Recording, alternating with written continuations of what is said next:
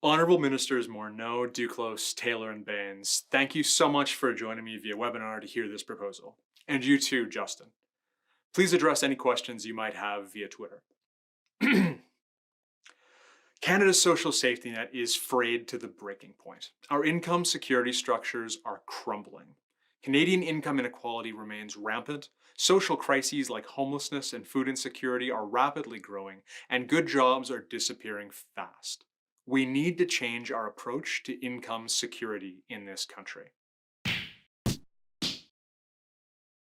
Social assistance involves all levels of government. The federal government provides the universal childcare benefit, the Canada Pension Plan, old age security, employment insurance. Provincial governments provide disability support, healthcare, and both provincial and municipal governments play roles in housing supports. We could just make our social assistance programs more generous, broader, and more effective. We could make programs less mean-tested and more universal. Or we could simply guarantee a minimum level of income for anyone who falls below it. Funding is not only grossly inadequate to lift people out of poverty in Canada, but grotesquely mismanaged and poorly distributed. Our means-tested social assistance structures treat people like children and keep them entrenched in cycles of poverty where they are punished for their attempts to build a better life, like finding a job, and systematically smacked back down.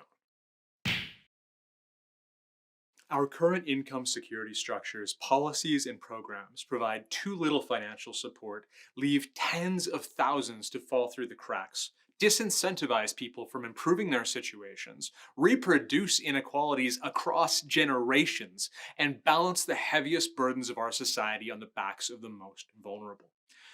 If you're on social assistance and you land a job, you can immediately lose everything and find yourself worse off dollar for dollar. If you decide to go back to school, you can lose everything.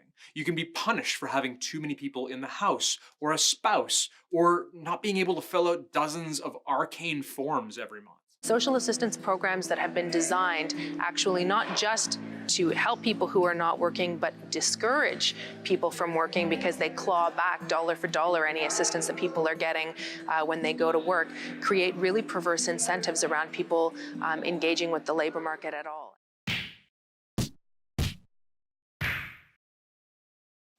This is the gradient of poverty and health. People in Canada who live in the poorest neighborhoods live about 13 to 17 years less than people in the richest neighborhoods, depending on what study you look at. And it's even greater when you factor in disability. The gradient means we got to make common cause between people who are not poor and poor. If there's a 17-year gap in disability-free life expectancy, it means the average person has 8 fewer years of healthy life expectancy. You might wonder, is money really life and death? There's so many other problems: racism, sexism, educational deficit. How could just giving people money really make such a difference? In the real world, the social determinants of health pile on top of the same people and interact and intermingle with each other in really important ways, so that poverty leads to poor school readiness, leads to lower educational attainment, which limits people's job prospects, which are further narrowed by racism, which leads to stress and chronic illness, which makes it hard to keep a full-time job, which leads to more poverty. Poverty isn't the inability to live large. It's not big houses, fast cars, and fancy clothes.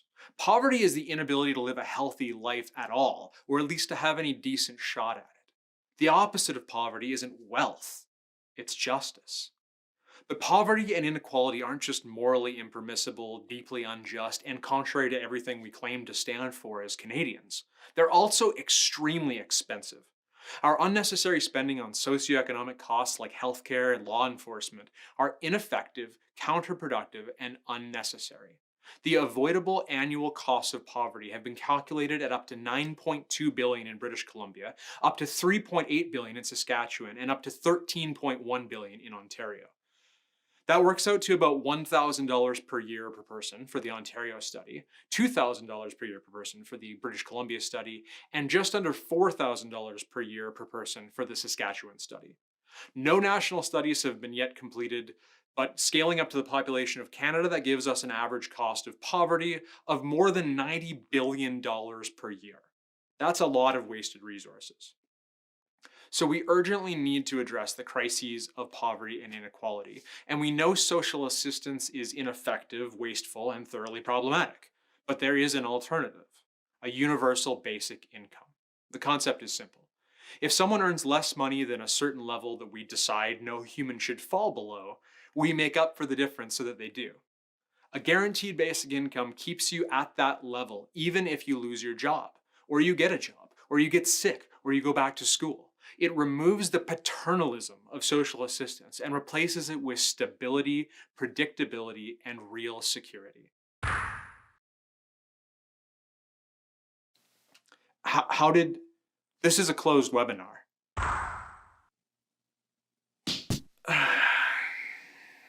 Anyway, It turns out actually when you support low-income people in getting up out of poverty, they will use that money as you would wish that they would. And there's no need to spend extra money on trying to police how they do it.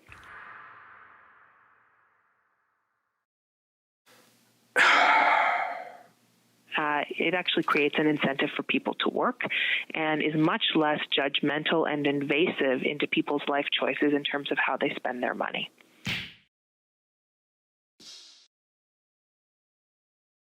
The ideology of a universal basic income guarantee depends entirely on its implementation. Neoliberal conservatives like Richard Nixon and Milton Friedman advocated for it. So did radical progressives like Carol Pateman and Eric Olin Wright.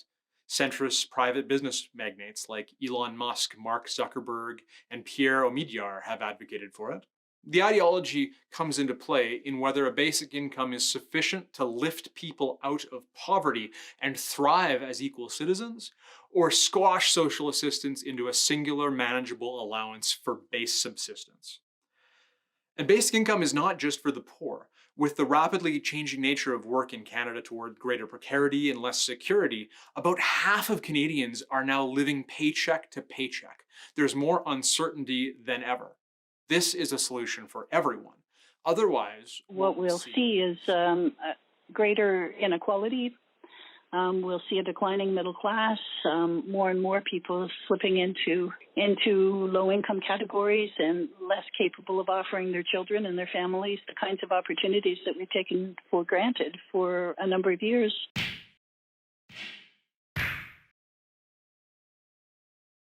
Dr. Evelyn Forget has become almost synonymous with basic income in the Canadian context, from her research showing the social and health benefits of a pilot program that ran for about 5 years in Manitoba. A limited version has also been tried in Finland, which Forget spoke on just a few months ago. Finland ran a 2-year basic income experiment. And one of the key findings was that people who received a basic income engaged in more pro-social behavior. That is, they had greater trust in one another. They were more likely to trust government, to trust the organizations and the institutions that existed in society. I think that allowing people to participate fully in society encourages them to become productive and helpful neighbors. I mean, I think we all want to be part of the same community that we live in. The most striking fact from Forget's findings in the Canadian context? We saw an 8.5% decrease in hospitalizations. Kids stayed in school longer. There were fewer visits, outpatient visits, particularly around issues relating to mental health in the healthcare system. People had children later, and they had fewer children. I mean, if we had discovered a drug that reduced hospitalizations by 8.5%, we would be putting it in the water, right?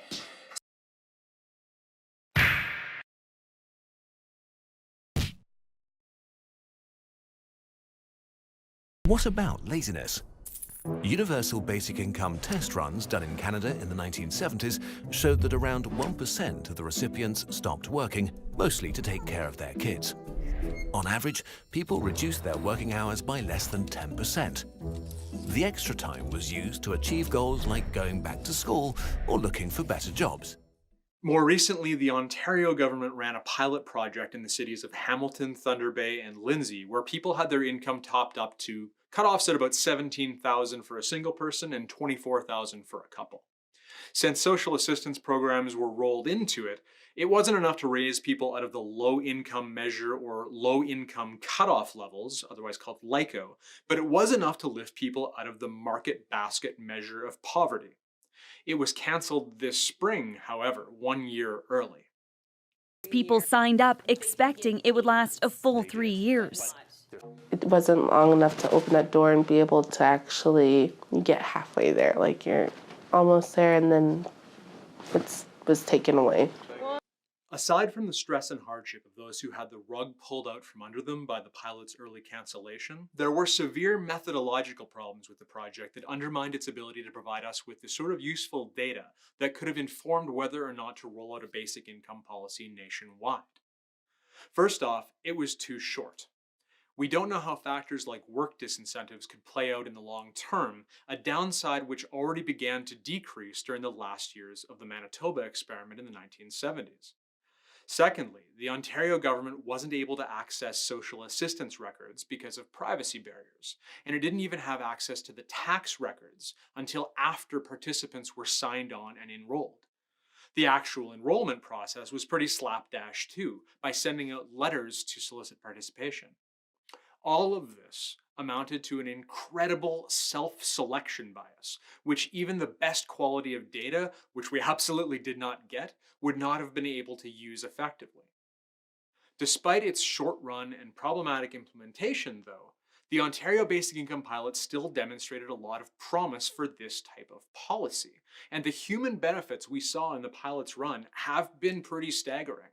Folks struggling with homelessness got off the street. Folks suffering chronic income insecurity found a little stability and were able to take control of their lives for the first time in a long time. The cold got warm, the hungry got fed, and the test communities did get a lot healthier. It's a call to action for another try, a real try.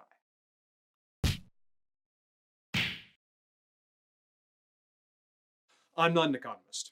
For a policy this important, a program this complex, and a project this big, we should take advantage of every possible human resource. Dr. Forget is an obvious choice, as is the prolific author and co-founder of Basic Income Earth Network, Guy Standing. We'd want to bring in experts on poverty, inequality, and the monumentous impacts they have on health and well-being, like Michael Marmot, Danielle Martin, Richard Wilkinson, Joseph Stiglitz, and Armin Yalnizyan. Basic income experts who can take lead roles to navigate political obstacles would also be vital, like former Conservative Senator Hugh Segal and NDP leadership candidate Guy Caron. What I'm proposing is a sufficiently prepared, adequately sized, intelligently conducted pilot program to determine how cost-effective and beneficial a nationwide universal basic income would be to our society. This is exactly what many experts proposed in 2016 as advice for the Ontario pilot.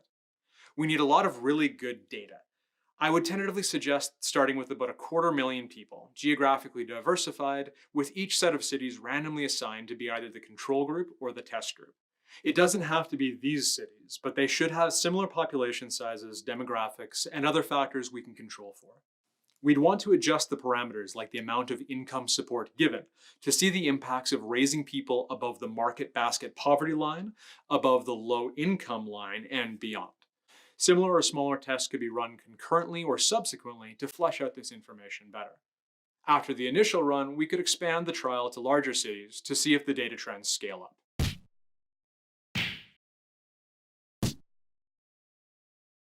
If we decide to raise people up to the low income measure, we'd be looking at about $475 million for the first 3 years gross. Rolling in social assistance makes it about $250 million. Rollout is simple once we determine the participants, checks in the mail. If we can learn how to eradicate poverty for just $250 million, it'll be one of the greatest bargains humanity has ever struck, and one of the most important. Factoring in the costs of poverty that we're already paying, we may very well discover that the pilot project turns out to be cost neutral, that giving everyone enough money to live on actually costs us nothing at all, or gives us a return back. This has some mind-blowing implications for a national rollout. Parliamentary budget officers said it would probably be, on a national basis, to eradicate poverty, about $43 billion a year on the national account. National account is in excess of $350 billion a year. So it's less than 10%. But that's the gross cost. Once a basic income brings people up out of poverty, social assistance programs would no longer apply. We spend more than $23 billion annually now just on social assistance.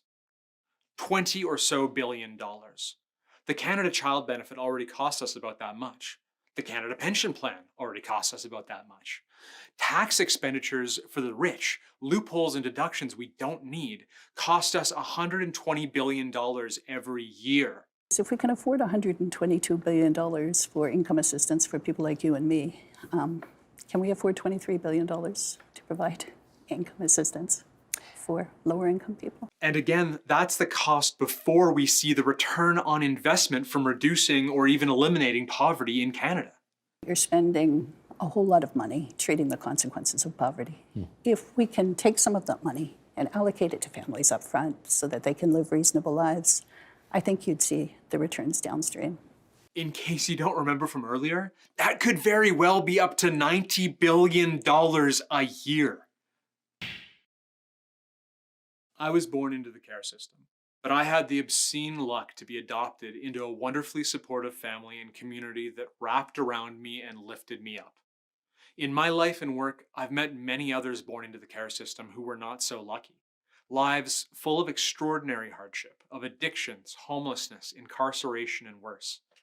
Folks who really never had a decent shot at a healthy life because of the circumstances they were born into. In what world is that okay? In what Canada should a child's chance at a life that is healthy and decent be up to a dice toss when it doesn't have to be? Not my Canada. Basic income isn't a long shot, it's our moonshot, and we should take it.